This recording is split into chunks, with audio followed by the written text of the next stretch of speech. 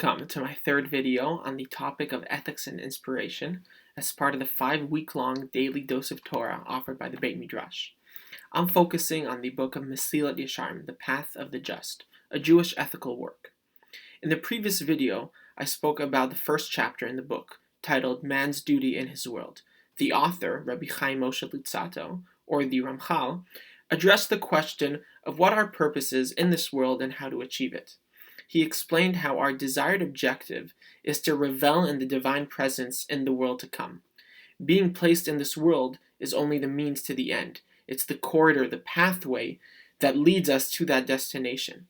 It's our duty to make the most of the means given to us in this world, specifically the mitzvot, in order to have more goodness and pleasure in the world to come.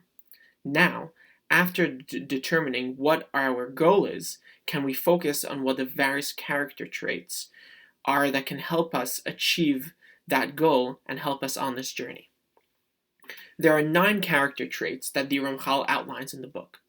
There are 2 to 4 chapters that detail each of these character traits, with at least one of these chapters focused on how to acquire the trait. The format for the first 2 traits in the book are as follows. The first chapter is the virtue of the trait. The second one is the elements of the trait.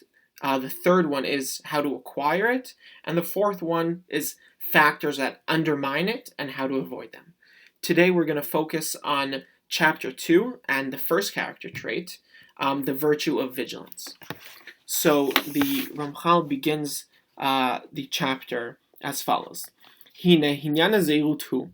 So the concept of vigilance, sheyeh hadam nizhar b'ma'asav u'b'inyanav. It relates to a person's actions and affairs.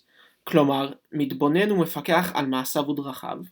He must contemplate and survey his actions and his conduct, and always make sure and keep an eye on what he's doing. Hatovim hem im lo, to see whether they're good or not. Lebilti azov nafsho lesakanat ha'avadon. So not to risk the loss of his soul, heaven forbid, chas v'chalila, v'lo yelech b'ma'alach hergelo ke'iver ba'afela, and he shouldn't pursue his habits thoughtlessly like a blind person walks in the darkness. So it seems very simple, and he writes that too. It's something very logical and simple.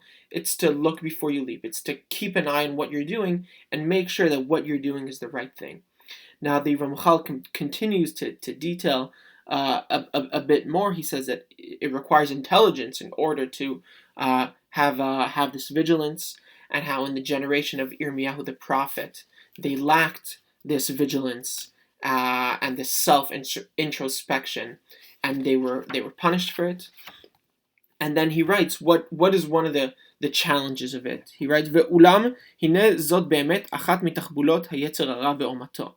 He said, this is surely one of the shrewd ploys of the evil inclination, the Yetzer Hara, lehachbid avodato betmidut alibot bnei ha'adam, which relentlessly labors to burden the hearts of people, ad shelo yishaer lehem revach leitbonen veleistakel, until they're left with no spare moment to look or examine, be'ezeh derech הם הולכים, to observe the path that they're taking. That the evil inclination keeps us busy and doesn't let us properly examine our deeds.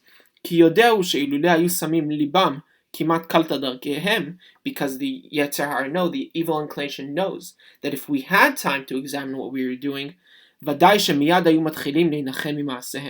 certainly then we would immediately begin to regret the bad things that we do. And that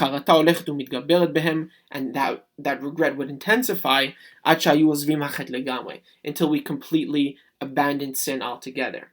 And the Ramchal explained that's what Paro did to the Jews in Egypt, that he kept them busy with work, and so they wouldn't have time to just discuss things among themselves and try and plot against him. But by keeping them busy, he basically subjected them to more slavery. And the Ramchal explains,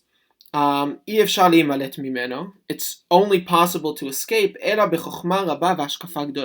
only with great wisdom and foresight, in order to fight the inclination, to fight the evil inclination, and only with wisdom and foresight, and also with the help of Hashem, can you overcome this evil inclination and properly examine your ways in order to make sure that you're doing the right thing. So that's a quick overview of the second chapter, and God willing, in the next video, we'll look at the third one. Thank you.